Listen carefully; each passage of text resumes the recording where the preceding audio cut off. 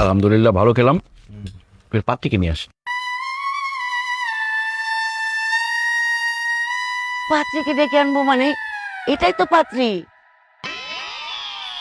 ও, আপনি পাত্রী? জি আমি। আপনি কি করেন? আমি আমি সকালবেলা ঘুম থেকে উঠে প্রথমে বিছানা ঝাড়ু দেই, তারপরে ঘর ঝাড়ু দেই, তারপরে বাসার সমস্ত ফার্নিচার মুছি, তারপরে সকালে নাস্তা বানাই, তারপর কাপড় চোপড় ভিজাই, তারপরে রান্নার সমস্ত কাজ করি, তারপরে ঘর মুছি। আমি সব কাজ করি। উনি কি আপনাদের কাজের বুয়া? না না, কাজের বুয়া হতে যাবে কেন? ও তো সাংসারিক মেয়ে, সেই জন্যই সবকিছু পারে। এগুলো বলছে লক্ষ্মী মেয়ে। মাশাল্লাহ মাশাল্লাহ, আপনি কিন্তু অনেক কাজের। পাত্রী আমার পছন্দ হয়েছে, চলেন আমরা বিয়ের দিন তারিখ ঠিক করি। আলহামদুলিল্লাহ। আরে দাঁড়ান, কিসের বিয়ের দিন তারিখ? হ্যাঁ, তুমি আমার জন্য পাত্রী দেখতে আসছো, আমাকে একবারও জিজ্ঞাসা করছো আমি তাকে বিয়ে করবো কিনা? সে তো দেখতে আমার থেকে 10 বছরের বড়। সমস্যা নেই, আমি করব। আলহামদুলিল্লাহ আম্মা, আমি রাজি কবুল। আলহামদুলিল্লাহ। তুই আবার বলছিস না আমি বিয়ে করতে পারবো? তা আমি বিয়ে করলে আমি আর তোর নতুন আম্মু দুইজনে মিলে তোর জন্য পাত্রী খুঁজে বের করবো। আব্বু, আজকে থেকে তোমার মেয়ে দেখার দায়িত্ব আমার আর তোমার আব্বুর। তোমার জন্য এমন ভালো একটা মেয়ে খুঁজে বের করব, মনে করো আমার মতো সুন্দরী প্লাস আমার মতো সংসারের সব কাজ করে, জাস্ট লাইক মি। বাবা নানু ভাই, তুমি দই খাও। হে, কিসের দই খাওয়া দাওয়া শুরু করছেন? হ্যাঁ, এখানে কোনো বিয়ে শাদী হবে না। আমি তোমারে বিয়ে করার পারমিশন দিছি, কিন্তু সেটা শুধুমাত্র আমার মিনু আন্টিকে। আমি একমাত্র ওনাকে মা হিসেবে মেনে নিব, আর কাউকে নিব না। No means no.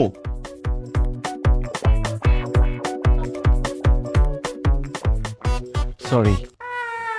সরি মানে? মানে ও বলছিল আমাকে বিয়ে করার কথা, কিন্তু এখন তো বলতেছে ওই পাগলিটাকে নাকি বিয়ে করতে হবে। হাই, তোর পোলা কোন মিনুরে না কারে পছন্দ করে আসছে, তারে ছাড়া তোরে বিয়ে দিবে না, এইসব দেন দরবার তোরা বাসা থেকে শেষ করে আসতে পারস নাই? এইখানে এসে বলতেছে তুই মিনুরে ছাড়া অন্য কাউরে বিয়ে করতে পারবি না, ফাইজলামি করস? আপনি এরকম ভাবে কথা বলেন কেন? তোমার সাথে কিভাবে কথা বলবে? হ্যাঁ, আদর করে যে এতক্ষণ করে গপ গপ করে খাওয়াইলাম আমরা এত কিছু, তখন তো কিছু বললা না, তখন তো খাইলা। এখন আবার বলো বিয়ে করতে পারবে না। গায়ে হাত দেন না। এই চুপ!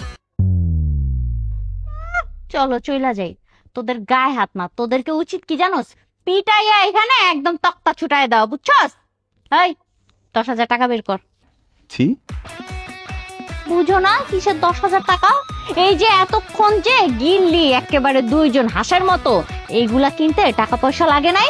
এই সব বাজার করতে আমাদের 5,000 টাকা লাগছে। আর আমরা দুই মাইজি যে এতক্ষণ তোদের সার্ভিস দিলাম, সেই সার্ভিস চার্জ 5,000 টাকা। টোটাল 10,000 টাকা দে। দিব না। আমি দিচ্ছি। এই আমি দিচ্ছি।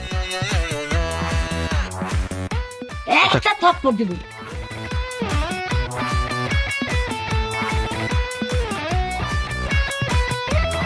আচ্ছা, আসসালামু আলাইকুম।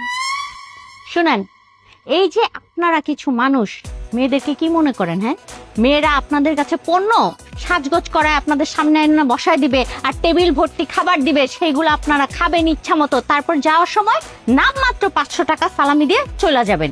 এরকম ভোগান্তি আর কতদিন করবেন আপনারা বলেন তো? আজকের পর থেকে যদি মেয়ে দেখতে যান, তাহলে অবশ্যই বাসা থেকে ফাইনালি ডিসিশন নিয়ে তারপরে মেয়ে দেখতে যাবেন। তাছাড়া এরকম খাওয়ার জন্য যাবেন না, ঠিক আছে? জাফর, কথাটা মনে রাখি। প্লিজ গায়ে হাত দিবেন না। আম্মা, ছেলেটা আমার পছন্দ হয়েছিল। তোর পছন্দ, লস প্রজেক্ট।